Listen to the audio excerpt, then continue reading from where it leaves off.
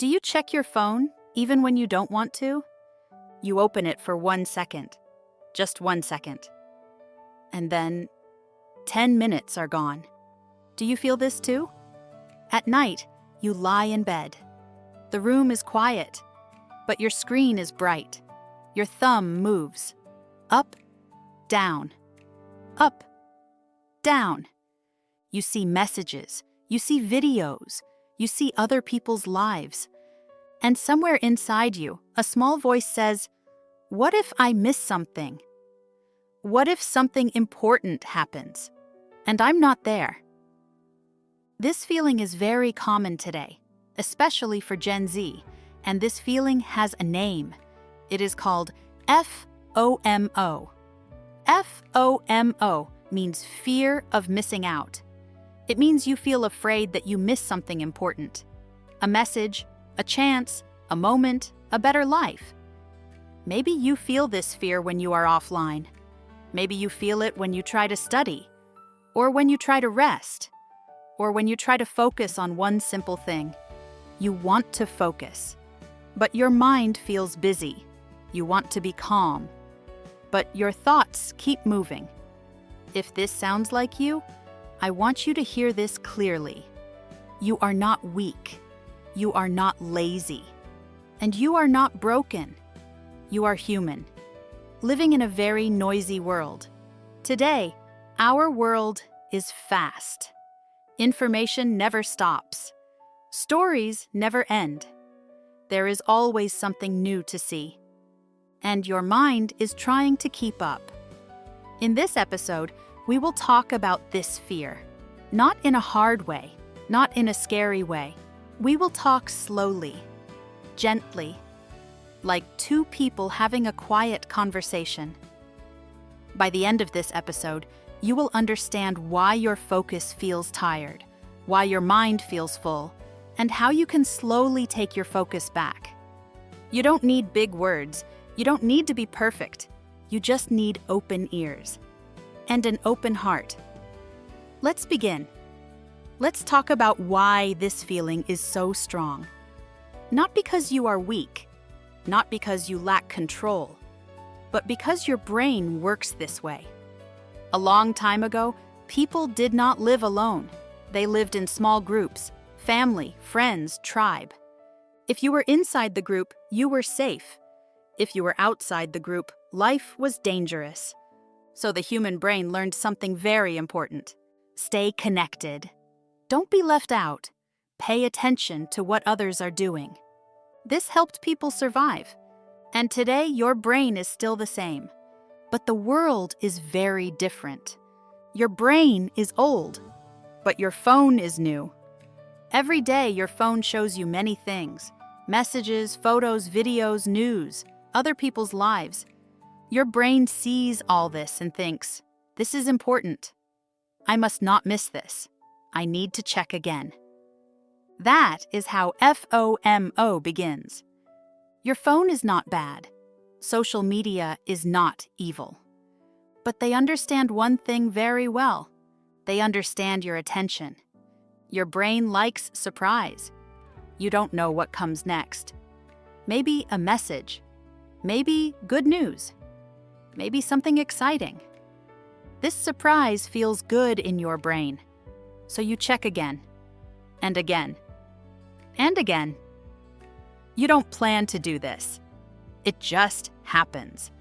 Imagine a young person. Maybe this person is you. They sit at a desk. They want to study English. Just 20 minutes. They open a book. They read one line. Then the phone lights up. They think, just one look, only one. 5 minutes later, the book is still open, but the mind is far away. This person is not lazy. This person is not stupid. This person is distracted. Distracted means your mind cannot stay in one place. And when this happens many times, something changes. Your brain learns to move fast, but it forgets how to stay. It jumps from one thing to another, from video to message. From message to thought. Slow focus becomes hard. And when focus becomes hard, you start to blame yourself. You say, "Why can't I concentrate? Why am I like this?" But the truth is simple. You are not broken. Your focus is tired. You live in a world that never stops calling you, and your brain is trying to answer every call. So please remember this. Feeling FOMO does not mean something is wrong with you. It means you are human. And understanding this is the first step to taking your focus back.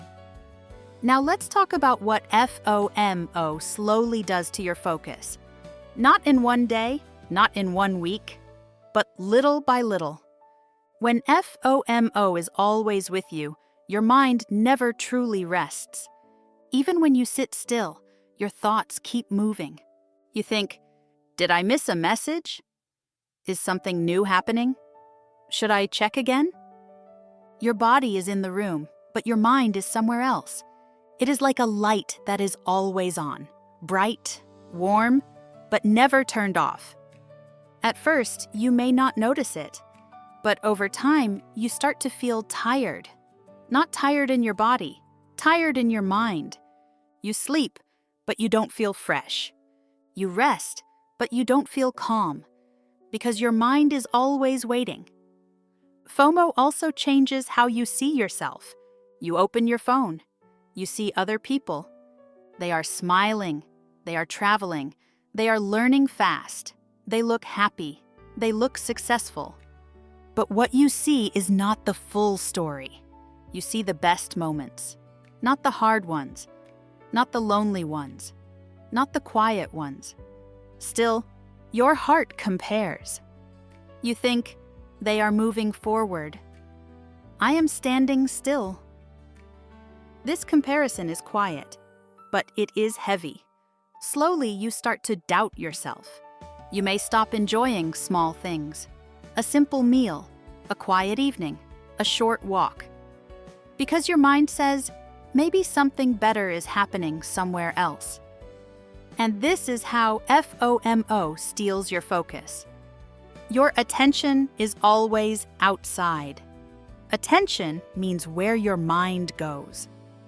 When your attention is always outside, you are never fully here. You may finish a day and think, "I was busy." But what did I really do? Nothing bad happened. No big mistake, no big problem. But something important was lost. Your attention. Without attention, learning becomes slow. Without attention, joy becomes small. Without attention, life feels flat. And the hardest part is this. You don't feel excited, but you don't feel peaceful either. You are somewhere in between, not moving fast, not resting deeply, just tired. This is not because you lack strength. It is because your focus is pulled in too many directions. Understanding this helps you stop blaming yourself. And once you stop blaming yourself, you can begin to choose a different way. Now let's talk about hope. Not fast change, not perfect control, but slow, real change. First, we need to see something clearly. Missing out is not always bad. Sometimes missing out protects you. When you miss noise, you find quiet. When you miss endless news, you hear your own thoughts. When you miss what everyone is doing, you remember what you want. Our world tells you, be everywhere. Know everything. Don't fall behind. But your mind needs the opposite. It needs space. It needs silence. It needs time. Focus is not a talent. Some people think, I can't focus. I'm not that kind of person. But focus is not something you are born with. Focus is something you protect. Think of focus like a small candle. It gives light, but it is gentle. Every notification is like wind. One wind is okay. Too much wind, and the light goes out. So you don't fight the wind. You protect the flame. You choose where you put your candle. You don't need many rules. You don't need to change your whole life. you need one small choice. One quiet hour. One simple task. One clear moment.